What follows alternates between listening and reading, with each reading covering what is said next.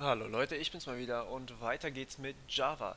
Heute machen wir eine geile Sache und zwar bauen wir uns einen eigenen Crawler. Und dazu brauchen wir wirklich nur das, was wir in unserem Kopf haben und keine externen Pakete, also außer die von Java natürlich, aber nicht so wie letztes Mal, wo wir irgendwas einbinden müssen. Denn eigentlich ist so ein Crawler gar nicht so schwer. Jetzt will ich mit euch schon mal anfangen hier. Einfach drauf loscoden. Es wird ein bisschen Spaghetti-Code werden. Spaghetti-Code bedeutet, ich schreibe quasi fast alles in die Main rein. Ich werde keine Klassen benutzen oder sonstiges, weil man das einfach hier auch nicht braucht. Wird auch eine Konsolenanwendung werden, also nichts irgendwie mit Swing. Von dem her nicht ganz so schön. Aber ich fange einfach mal an. So, ich meine, der Zweck ist ja geil, ne? Wir crawlen, ja, ich habe mir gedacht, wir crawlen heute mal YouTube. Ich denke, die haben nichts dagegen, dass wir mal gucken, was auf ihrer Startseite so an den beliebtesten Videos ist. So, also wir brauchen zunächst mal einen Buffered Reader und einen Input Stream Reader. Die setzen wir beide auf Null, weil sie einfach noch nicht initialisiert werden können. Eine URL brauchen wir und die ist auch Null. Und ähm, das brauchen wir nicht. So, ja, und jetzt müssen wir noch die URL hier irgendwie importieren. Genau so. So, und jetzt sagen wir, wir nehmen uns den String, ähm, der die URL enthält und setzen den einfach mal auf youtube.com. Ups. Aber das müssen wir hier noch ein bisschen ergänzen und zwar mit HTTP vorne dran. Also hier sollte man schon vollständig sein, sonst kann es echt einen Fehler geben. Ich weiß nicht genau, wie tolerant der Parser da ist. So, und jetzt kann man nämlich aus diesem String hier eine neue URL machen. Also wir machen hier try. Also es muss halt getried werden, aber das fügen wir direkt automatisch ein, deswegen brauchen wir das nicht. URL ist gleich new URL aus unserem URL-String. So. Also hier fängt quasi unser Code an, hier oben ist alles nur Vorgeplänkel. So, und jetzt muss das Ganze mit surround with try and catch. Weil es könnte ja sein, dass die URL nicht existiert, dann kann er ja, dass die URL zu diesem String nicht existiert oder wir uns irgendwie vertippt haben, dann kann er daraus keine URL machen. Gut, dann können wir unseren Input Stream Reader daraus machen. Ja, also ISR ist unser Input Stream Reader da oben. Und ihr seht, es ist eigentlich echt easy. So, und jetzt haben wir schon New Input Stream Reader und gehen einfach über die URL.openstream. So, das wird jetzt natürlich auch wieder einen Fehler werfen, weil eventuell könnten wir eine IO-Exception kriegen, also einen Fehler beim Input-Output. IO heißt Input-Output. So, und jetzt zu guter Letzt können wir uns aus unserem Input-Stream-Reader einen Buffered-Reader bauen, nämlich indem wir einfach einen New Buffered Reader nehmen und hier den Input-Stream-Reader reinpacken. So, und das ist schon quasi die ganze Magie. Jetzt haben wir eine Connection zu der Webseite aufgebaut. Also wir lesen quasi aus der Webseite aus. Gut, so. Und was wir jetzt machen wollen, ist, wir wollen das ganze Ding parsen. Und dazu zeige ich euch mal den Source Code von der YouTube-Startseite.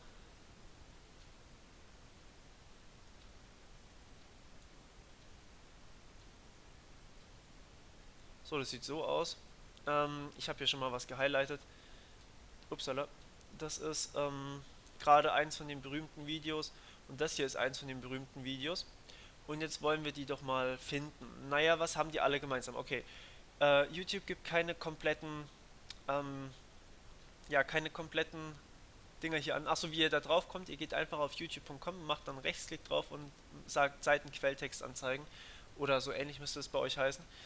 Ähm, und hier kann man jetzt eben schauen, die ganzen Dinge haben nicht YouTube vorne dran, aber sie haben /watch, Fragezeichen V gleich. Und dann haben wir hier eben diese ID. Und das Ganze hier, wenn wir da vorne dran hängen, HTTPS, oh, ist das ein S? Sehe ich gerade. Mal gucken, ob das dann überhaupt funktioniert. Ich bin mir nicht sicher, ob das mit Secure Connection umgehen kann. HTTPS www.youtube.com und dann eben dieses /watch Fragezeichen und so weiter. dann kommen wir dorthin, wo wir wollen.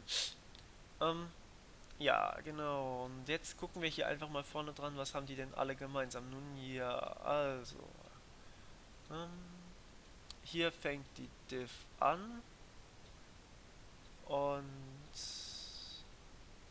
geht hier weiter mit YouTube Lookup Thumbnail.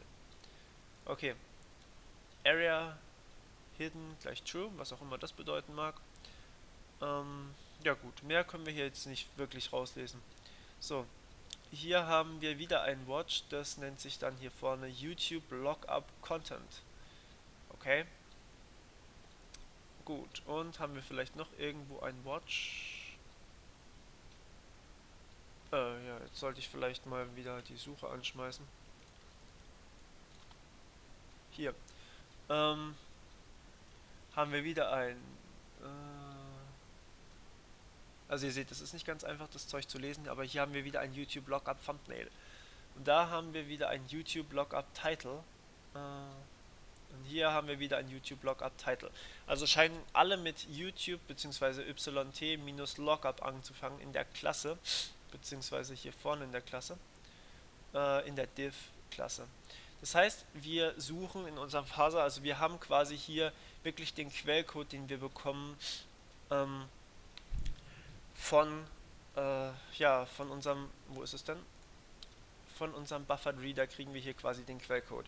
Gut, also, das heißt, wir können hier Zeile für Zeile auslesen und gucken, was da drin steht. Also while, und dann sagen wir hier, aber wir brauchen vorher noch einen String natürlich, der uns die Line enthält. Line gleich null. So. Und hier in der while-Schleife können wir das ganze Ding natürlich auch gleich mal zuweisen. Also line gleich bufferedReader.readLine. So, jetzt ist unsere Line gleich dem bufferedReader.readLine, also der nächsten Zeile. Und solange die nicht null ist, haben wir immer was zu lesen. Also wir können dann noch weitere Sachen aus der Webseite rauslesen. Und jetzt können wir hier einfach mal gucken. Naja, okay, wir können einfach mal nach allen Videos gucken, die Watch haben. Lasst uns mal dieses YouTube Lookup Content da vorne vergessen. Wir wollen einfach alle Videos, die auf der Startseite irgendwie verlinkt sind. Okay, gut. Das heißt, wir fangen hier an mit bufferedReader.readLine. Das ist natürlich ein Try and Catch, den wir hier drum brauchen, weil es könnte ja mal was schief gehen, IO Exception. Da fliegen haufenweise Exceptions irgendwie rum. Und jetzt können wir einfach mal gucken, if line.contains. So, und jetzt wollen wir eine Char-Sequence haben. If line.contains, naja, was darf es denn containen? Wir waren hier bei slash watch Fragezeichen v gleich. Also, machen wir das doch mal.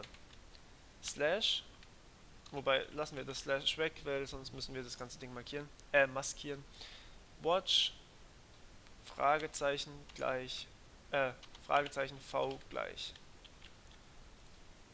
Also watch Fragezeichen v gleich. Und hinten dran kommt dann die ID. Das heißt, wenn unsere Zeile sowas enthält hier, dann ist in dieser Zeile ein Video versteckt.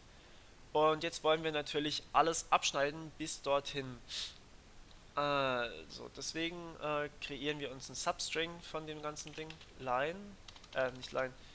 Wir sagen, was sagen wir denn? Lasst uns hier oben noch eine Array-Liste einfügen. Über Strings natürlich. Und in die speichern wir einfach alle Links rein. Ja, nicht Enter drücken, sondern hier. Genau so. Gut. Und jetzt wollen wir hier einfach sagen String Substring gleich Line. Punkt. So, und jetzt wollen wir den abschneiden. Also wir wollen wirklich haben, dass er wirklich nur das enthält. Jetzt, was können wir machen? Wir können das ganze Ding natürlich, wenn wir wissen, wie weit es weg ist, aber das tun wir ja nicht, können wir dem einfach einen Beginn-Index und einen End-Index eingeben. Wir können aber ansonsten hier nicht einfach so ja, ihn einfach so zurechtschneiden und sagen, wir wollen das und das drin haben. Und da kann es einfach sein, dass ich einfach noch nicht alle Methoden im Kopf habe, aber wir können das hier ganz anders machen. Wir sagen jetzt hier am Anfang mal so, wir setzen Substring auf Line und gehen das Ganze einfach die ganze Zeit durch, Substring, weil der Substring Punkt und dann gibt es hier so eine Funktion, die nennt sich starts with. Äh,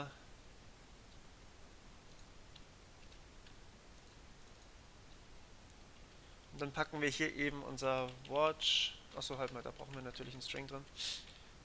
Watch Fragezeichen v gleich, packen wir da rein. So. Also solange der nicht damit anfängt, schneiden wir ihm eins vorne ab. Punkt.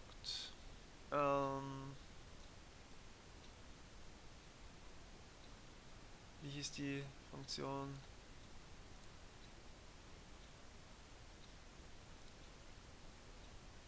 Substring. Hier, genau. Und da schreiben wir einfach dann den int Begin-Index rein. So, der Begin-Index muss dann natürlich immer 1 sein, weil wir wollen ja 1 nur abschneiden hier. Und jetzt müssen wir natürlich dem Substring diesen Wert zuweisen, damit wir hier weitermachen können. So, das heißt, wir schneiden hier einfach immer vorne einen Buchstaben ab und sobald Watch Fragezeichen gleich dasteht, sind wir hier fertig. Das Ganze geht jedes Mal natürlich weiter, bis wir hier, wie wir sehen, ja, hier Anführungsstriche rauskriegen. Also hier diese Anführungsstriche, die sind immer am Ende. Und wenn wir das haben, also wir müssen ja hinten auch noch wegschneiden.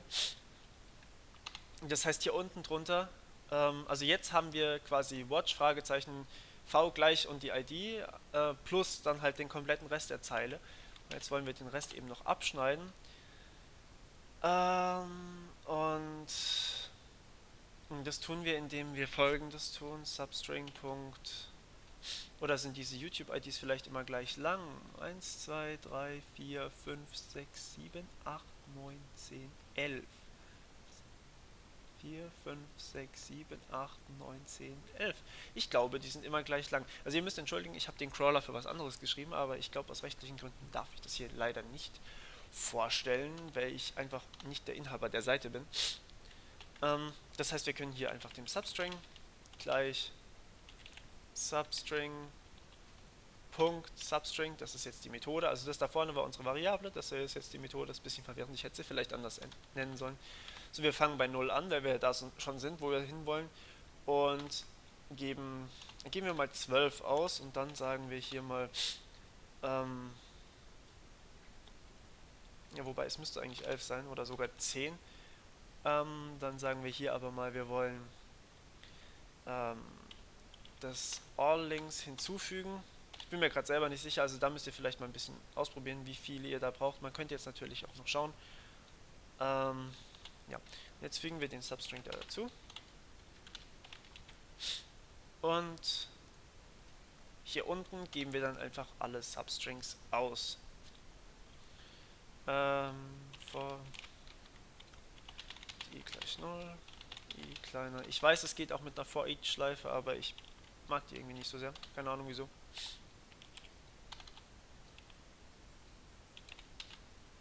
Wie ist denn dieses Ding? Ah, Size. Diese furchtbare Methode, dass sie die nie alle gleich nennen können. I++. So, jetzt geben wir sie hier aus. Sysout alllinks. An der Stelle i wird ausgegeben.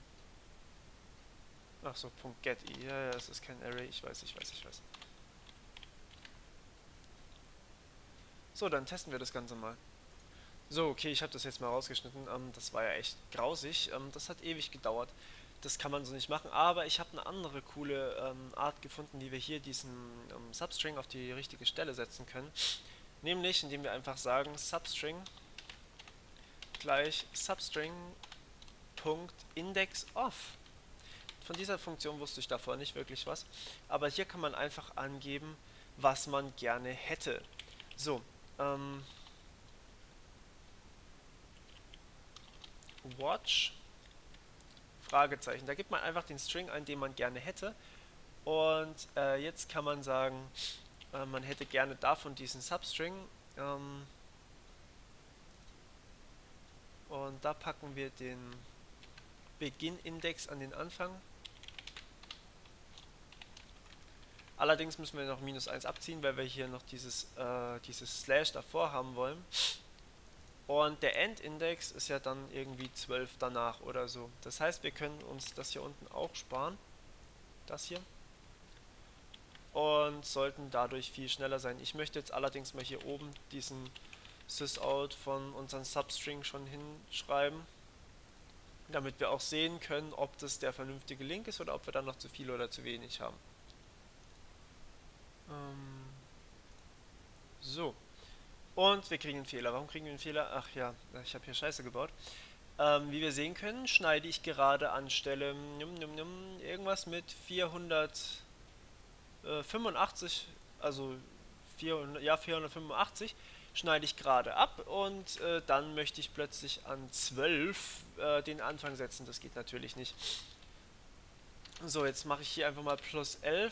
Allerdings habe ich vergessen, glaube ich, die Watch-Dinger hier zu zählen. Also 1, 2, 3, 4, 5, 6. 6 Stück noch dazu. So, 17. Okay, mal gucken, was bei rauskommt. Ja, es funktioniert. Wer jetzt gedacht, so, jetzt kriegen wir hier ein paar Watch-Teilerchen. Ein paar viele. Der hier ist zweimal drauf, der scheint besonders cool zu sein. Der scheint da wirklich zweimal verknüpft zu sein.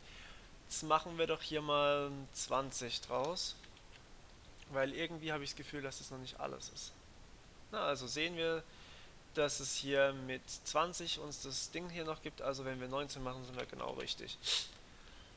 Gut, so. Und jetzt können wir... Achso, ich habe hier unten noch ein sysout reingehauen. Das können wir natürlich wieder rausschmeißen. Dann ist es, glaube ich, ein bisschen übersichtlicher.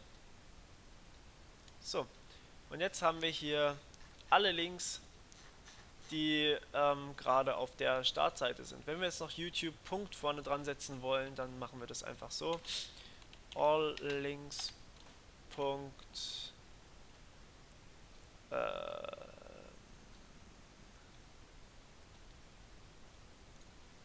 Punkt set an der Stelle i bitte. Und hier konkatenieren wir das Ganze, also konkatenieren heißt einfach hintereinander hängen. All links Punkt get i und vorne dran hätten wir noch gerne https youtube.com. Achso. Plus das da. So, und hier habe ich vergessen, dass wir hier ja eigentlich einen String haben. Und jetzt wollen wir mal gucken, was hier passiert ist. Error! Wo habe ich einen Error? Ach, ups. Ja, gut. Der Aufregung, das Semikolon vergessen. So, hier haben wir die vollständige Liste an Strings aus YouTube, die gerade auf unserer Startseite sind. So, wenn wir das jetzt mit dem anderen Video, das ich gemacht habe, kombinieren, nämlich einen YouTube-Player in Swing und das hier zum Beispiel einfach auslagern in eine eigene Methode, das muss ja nicht in der Main sein, und diese Methode dann aufrufen, dann kriegen wir hier und dieses Array hier dann einfach als Rückgabetyp benutzen, dann kriegen wir einfach so eine Liste an YouTube-Videos und können nacheinander, wie wir wollen, zum Beispiel irgendeinen Hotkey noch adden, indem wir einen Button machen, und dann könnten wir einfach mal mit diesem Button durch die Top-Liste, durch die aktuelle Top-Liste, weil jedes Mal, wenn ihr das neu startet, wird es ja neu ausgerechnet, was hier die Top-Liste ist, könnt ihr einfach mal durchschauen, was da so gerade läuft. Ist das nicht geil? Und außerdem könnt ihr euch daran orientieren, wie man so generell einen Webcrawler schreibt. Ja, ich hoffe, euch hat es gefallen und ihr fandet es interessant und ich konnte euch endlich mal was Vernünftiges, Praktisches zeigen, was ich auch ziemlich cool finde. Ja, dann bis zum nächsten Mal. Vergesst nicht, mich zu abonnieren oder den Daumen hoch zu machen oder Kommentare zu hinterlassen. Und vor allem, wenn ihr noch irgendwelche anderen Ideen habt, was ich machen sollte, was ihr euch wünscht, dann schreibt mir das auch bitte per PN oder Kommentar oder wie auch immer. Könnt mir auch das Ganze per Rauchzeichen mailen, aber dann müsst ihr mir vorher Bescheid sagen, dass ich auch an den Himmel gucke. Alles klar, dann macht's mal gut. Ciao, ciao.